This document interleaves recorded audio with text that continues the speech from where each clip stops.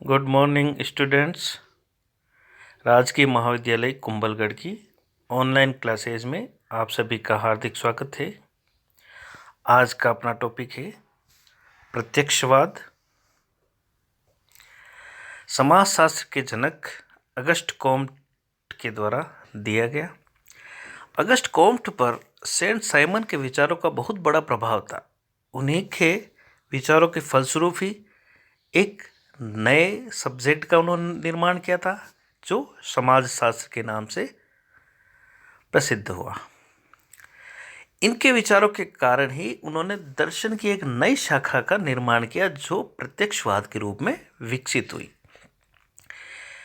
Comte ने अपने ज्ञान के विकास के आधार पर ज्ञान के विकास के 3 चरण बताए।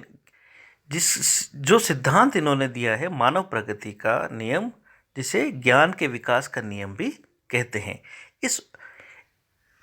इस सिद्धांत में इन्होंने मानव समाज के बौद्धिक विकास के चरण बताए कि मानवों का बौद्धिक विकास किस तरीके से हुआ, कि उनकी सोच पहले क्या थी, उसके बाद ज्ञान का विकास का चरण कौन सा आया, फिर तीसरा चरण क्या था। ये जो ज्ञान के विकास का जिसमें जो तीसरा चरण है उसी को उन्होंने प्रत्यक्षवाद कहा है। ये बहुत अच्छा सिद्धांत इन्होंने दिया है कि ज्ञान के विकास के पहला जो 3 चरण बताए उसमें पहला चरण है धार्मिक, यानी कि इस ज्ञान की जो पहली अवस्था है इसमें घटनाओं की व्याख्या धार्मिक या अलौकिक आधारों पर की जाती है। यानी प्रत्येक घटना के पीछे कोई ऐसी धार्मिक शक्तियों का प्रभाव माना जाता है। प्राकृतिक घटनाओं के पीछे हो या किसी भी घटनाओं के पीछे, हर घटना के पीछे धार्मिक आधारों को माना जाता था। कि बरसात नहीं हो रही तो ईश्वर नाराज है, ये इस तरीके की जो घटनाएं होती वो धार्मिक आधार। दूसरा जो है तत्वमीमांसी। इस अवस्था में जो ज्ञान की जो दूसरी अवस्था है सोचने का जो तरीका है वो, उसमें ये माना जाता था कि अमूर्त शक्तियों के आधार पर, कि प्रत्येक घटना की व्याख्या किस आधार पर की जाती थी, अमूर्त शक्तियों के आधार पर, कि कोई न कोई ऐसी शक्ति है जो इस सृष्टि को चला रही। अब वो क्या है किसी ने नहीं देखी, लेकिन अमूर्त रूप से कोई न कोई उपलब्ध है। अमूर्त यानी जिसे देखा नहीं जा सकता। अब तीसरी जो अवस्था है कि जिसे उन्होंने प्रत्यक्षवाद कहा है, कि इस अवस्था में उसी ज्ञान को स्वीकार किया जाता है जिसकी पुष्टि वैज्ञानिक करता है या प्रत्यक्ष आधार पर की जा सकती है, अर्थात जिसे देखा जा सकता है, सुना जा सकता है, प्रत्यक्ष रूप से उसका निरीक्षण किया जा सकता है, उसी घटनाओं को स्वीकार किया जाता है। और इसी को उन्होंने प्रत्यक्षवाद के नाम से संबोधित किया है।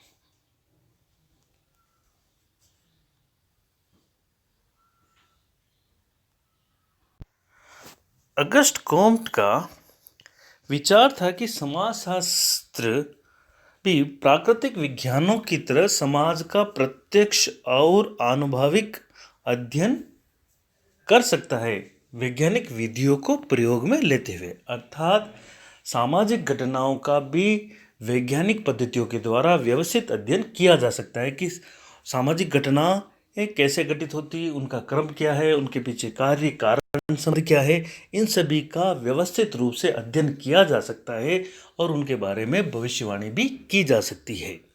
ये अगस्ट कॉम्ट की मान्यता थी और इसी आधार पर उन्होंने समाजशास्त्र को भी एक विज्ञान माना है।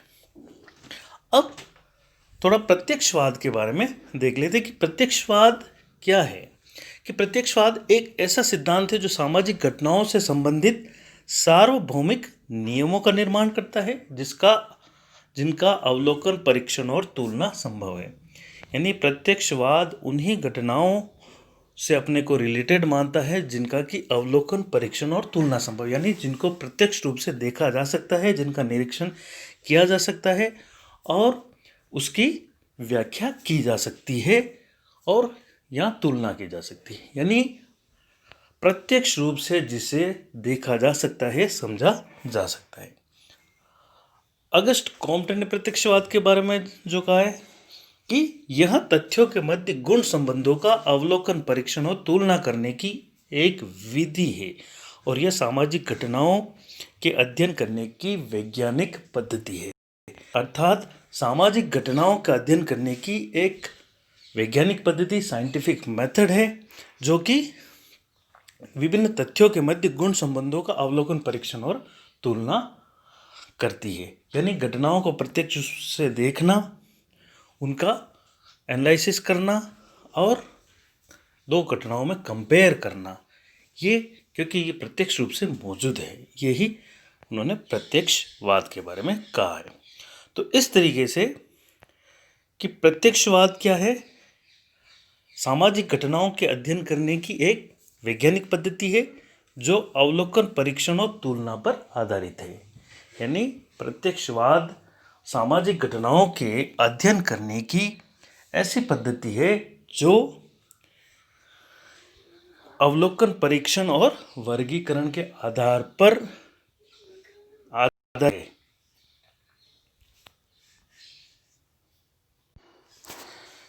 कॉम्ट के अनुसार अनुभव, निरीक्षण, प्रयोग तथा वर्गीकरण की व्यवस्थित कार्यप्रणाली के द्वारा न केवल प्राकृतिक घटनाओं का अध्ययन किया जा सकता है बल्कि सामाजिक घटनाओं का भी अध्ययन किया जा सकता है, क्योंकि समाज भी प्रकृति का ही एक अंग है। जिस प्रकार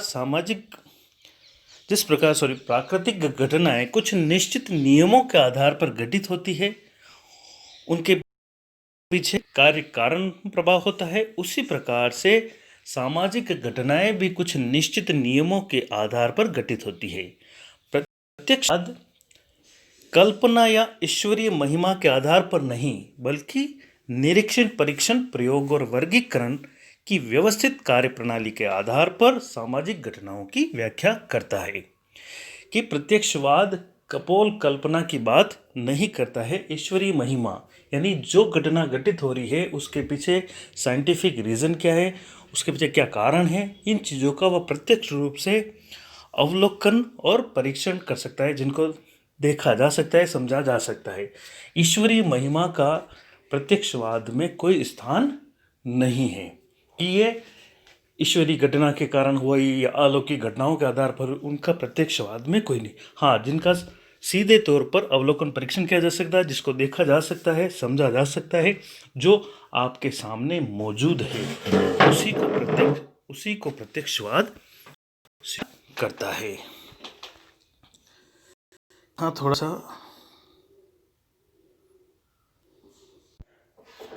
कॉम्ट के अनुसार प्रत्यक्षवादी प्रणाली के आधार पर किए गए अध्ययन और उनके द्वारा प्राप्त निष्कर्ष वैज्ञानिक तथा विश्वसनीय होते हैं। कॉम्ट के प्रत्यक्षवादी प्रणाली के अंतर्गत निम्न चरणों का अध्ययन किया जा सकता है। उन्होंने 4 चरण के बारे में बताया है। पहला, अध्ययन विषय का चुनाव। थोड़ा देखना यहाँ, अध्ययन विषय का चुनाव। दूसरा चरण, अवलोकन तथा परीक्षण द्वारा से प्रत्यक्ष होने वाले तथ्यों को एकत्रित करना। और तीसरा, तथ्यों का विश्लेषण करके सामान्य विशेषताओं के आधार पर उनका वर्गीकरण। और चौथा है, विषय से संबंधित निष्कर्ष निकाले जाते हैं। यानी ये 4 चरण हैं जो साइंटिफिक मेथड है कि सबसे पहले विषय का चुनाव किया जाएगा, फिर उनका अवलोकन और परीक्षण के द्वारा तथ्यों को एकत्रित किया जाएगा, तीसरे में एकत्रित तथ्यों का विश्लेषण किया जाएगा, उनमें सामान्य विशेषताओं के आधार पर अलग अलग भागों में डिवाइड किया जाएगा, और चौथे चरण में उससे संबंधित निष्कर्ष निकाले जाएंगे। अर्थात प्रत्यक्षवाद उन्हीं घटनाओं का अध्ययन करता है जिन्हें हम प्रत्यक्ष रूप से देख या निरीक्षण कर सकते हैं। इस प्रकार कॉम्ट के अनुसार प्रत्यक्षवाद जो वास्तव में मौजूद है, जिनका अवलोकन किया जा सकता है, परीक्षण किया जा सकता है, उन्हीं घटनाओं के बारे में अध्ययन करता है। कपोल कल्पना का प्रत्यक्षवाद में कोई भी स्थान नहीं है कि कल्पनाओं पर आधारित व्याख्या प्रत्यक्षवाद नहीं करता है। अब कॉम्ट के प्रत्यक्षवाद की कुछ मान्यताएं जो है उनको यहाँ देखा जा सकता है। ये थोड़ी पिक्चर सही नहीं होगी तो हो सकता है। प्रत्यक्षवाद के अनुसार प्राकृतिक घटनाओं की तरह सामाजिक घटनाएं भी निश्चित नियमों के आधार पर होती है।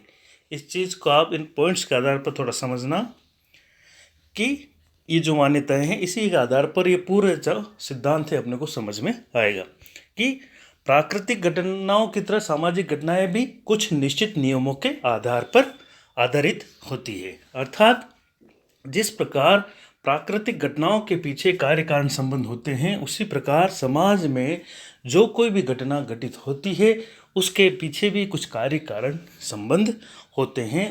वो भी कुछ निश्चित नियमों के आधार पर घटित होती है। अगर उनका वैज्ञानिक तरीके से अध्ययन किया जाए तो उनका भी व्यवस्थित अध्ययन करके उसकी भी भविष्यवाणी की जा सकती है।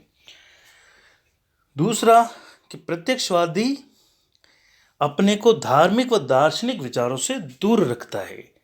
वहाँ अवलोकन परीक्षण के द्वारा ज्ञान की प्राप्ति पर यानी यथार्थ ज्ञान की प्राप्ति पर बल देता है कि प्रत्यक्षवाद, दूसरे पॉइंट में समझना कि प्रत्यक्षवाद धार्मिक और दार्शनिक विचारों से दूर रखता है। यानी यही बात हुई जो अपने सामने मौजूद नहीं है कि ईश्वरीय शक्ति के कारण हुआ, किसने देखा है। प्रत्यक्षवाद क्या करता है, जो अवलोकन किया जा सकता है, जिसको देखा जा सकता है, उसी को प्रत्यक्षवादी स्वीकार करता है। कि जिस चीज़ को देखा नहीं जा सकता उसको प्रत्यक्षवाद नहीं मानता। तो जो घटना के पीछे व्यवस्थित रूप से देखा जा सकता है, उसका निरीक्षण किया जा सकता है, एनालिसिस किया जाता है, उसी को प्रत्यक्षवाद स्वीकार करते हैं। तीसरा कि प्रत्यक्षवाद ऐसी किसी भी घटना से संबंध नहीं रखता जिसे प्रत्यक्ष रूप से देख या निरीक्षण नहीं रख सकता। वही बात वापस कि धार्मिक या काल्पनिक बातों का यहाँ कोई स्थान नहीं। हाँ, जिस घटना के पीछे आपको देखा जा सकता है, उसका निरीक्षण किया जा सकता है, उसी घटनाओं को प्रत्यक्षवादी समझते हैं। इस साइंटिफिक रीज़न में अगर अपन देखें नेचुरल साइंस के बारे में, प्राकृतिक घटनाओं के बारे में, तो पहले बारिश नहीं होती, कोई न कोई ऐसी शक्ति है या कोई देवता ऊपर है जो बारिश कर रहा है। लेकिन बाद में जो जो ज्ञान के विकास का चरण आया, पता चला कि बारिश के पीछे भी एक रीज़न है, किस प्रकार का मौसम का दबाव बनता, प्रेशर बनता, इस तरीके से बारिश होती है। नहीं होने का भी एक रीज़न है, और ज़्यादा हो जाएगी होती है तो भी कोई न कोई एक रीज़न है। यानी प्रत्येक प्राकृतिक घटना के पीछे एक कार्य कारण होता है। और उसी प्रकार इन्होंने कहा कि सामाजिक घटनाओं के पीछे भी कोई न कोई कार्य कारण होता है, अर्थात जिन्हें देखा जा सकता है, समझा जा सकता है। चौथे पॉइंट्स के बारे में अपन कह सकते हैं कि प्रत्यक्षवाद के माध्यम से प्राप्त यथार्थ ज्ञान को सामाजिक पुनर्निर्माण के साधन के रूप में प्रस्तुत किया जा सकता है। समझना इस चीज़ को थोड़ा कि प्रत्यक्षवाद के माध्यम से यानी आपने अवलोकन परीक्षण निरीक्षण द्वारा अध्ययन किया, एक वास्तविक ज्ञान यथार्थ ज्ञान की प्राप्ति करी, और इसको सामाजिक पुनर्निर्माण के साधन के रूप में आपने किसी ऐसे विषय पर अध्ययन किया जिनके डेटा एनालिसिस एकत्रित करने के बाद डेटा एनालिसिस करा, आपने उसका निष्कर्ष निकाला, यानी आपने जो ज्ञान अर्जित करा उसको समाज के पुनर्निर्माण में योगदान के रूप में प्रस्तुत किया जा सकता है। कि मान लो आपने बाल अपराध पर कोई अध्ययन किया, उसमें आपने कोई निष्कर्ष निकाला कि इस कारण से बाल अपराध होते हैं, तो इनको कैसे दूर किया जा सकता है। तो ये है समाज पुनर्निर्माण में कि बाल अपराध को कम करने में एक साधन के रूप में काम में लिया जा सकता है। अगला कि प्रत्यक्षवाद वैज्ञानिक कार्य प्रणाली से संबंधित होता है, अर्थात इसके अंतर्गत सुनिश्चित वैज्ञानिक विधियों को अपनाया जाता है। इसका सीधा सा ऊपर जो अपने प्रत्यक्षवाद के अगस्ट कॉम्ट ने 4 चरण के बताए, अध्ययन विषय का चुनाव, फिर अवलोकन परीक्षण द्वारा तथ्यों का एकत्रीकरण और उनका वर्गीकरण, एकत्रित करने के बाद सामान्य विशेषताओं के आधार पर वर्गीकरण, और चौथा सामान्य यानी एक के बाद एक क्रम यानी साइंटिफिक मेथड का प्रयोग करते हुए अध्ययन किया जाना, यानी वह वैज्ञानिक विधियों को अपनाता है। अब कॉम्ट का प्रत्यक्षवाद केवल विज्ञान ही नहीं, अगला नेक्स्ट समझना है कि कॉम्ट का प्रत्यक्षवाद केवल विज्ञान ही नहीं, धर्म भी है। और वह धर्म कौन सा है? मानवता का धर्म। समझना, यहाँ अपन कह रहे हैं कि प्रत्यक्षवाद धार्मिक विचारों से दूर रखता है, अर्थात अब यहाँ अपन कह रहे हैं कि कॉम्ट का प्रत्यक्षवाद धर्म भी है। इन दोनों चीज़ों में अंतर समझना। कॉम्ट धार्मिक विचारों से मतलब जिन्हों देखा नहीं जा सकता, समझा नहीं जा, अवलोकन परीक्षण नहीं किया जा सकता, उनसे अपने आप को दूर रखते हैं। इनका धर्म का मतलब मानवता का धर्म, अर्थात प्रत्यक्षवाद वास्तविक प्रत्यक्षवाद के द्वारा क्या होगा? वास्तविक ज्ञान की प्राप्ति होगी, यथार्थ ज्ञान प्राप्त होगा। और वह यथार्थ ज्ञान किसके लिए काम में आएगा? समाज के पुनर्निर्माण के लिए। और जो समाज के पुनर्निर्माण के लिए आएगा काम, ये समाज की अच्छाई के लिए काम आएगा, वही तो धर्म है। कि आपका ज्ञान जो सबके लिए काम आए, वही तो मानवता का धर्म है।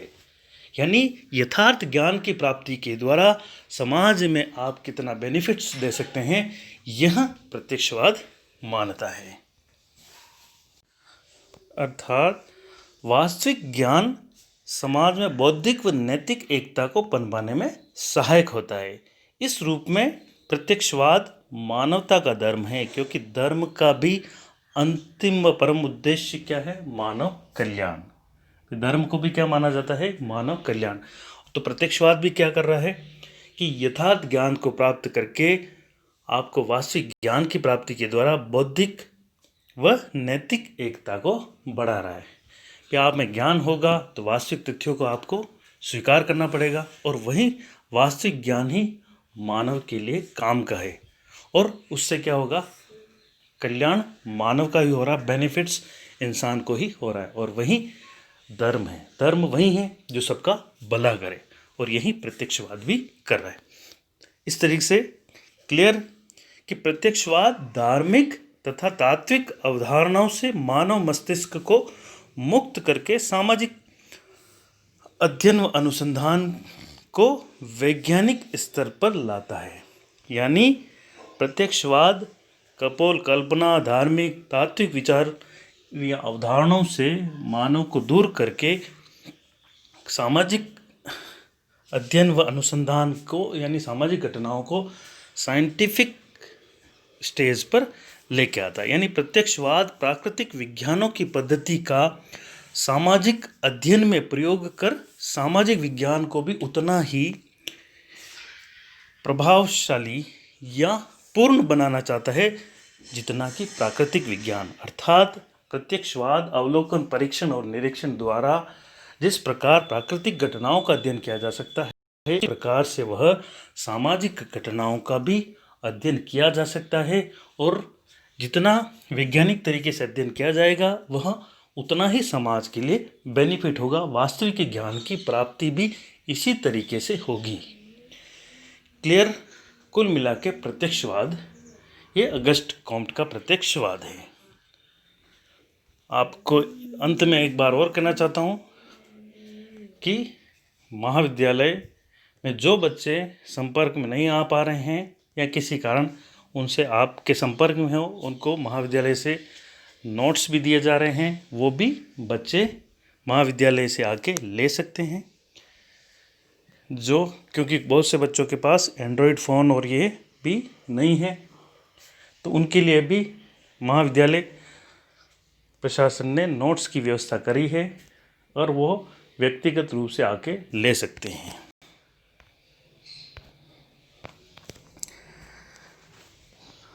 Okay, thank you.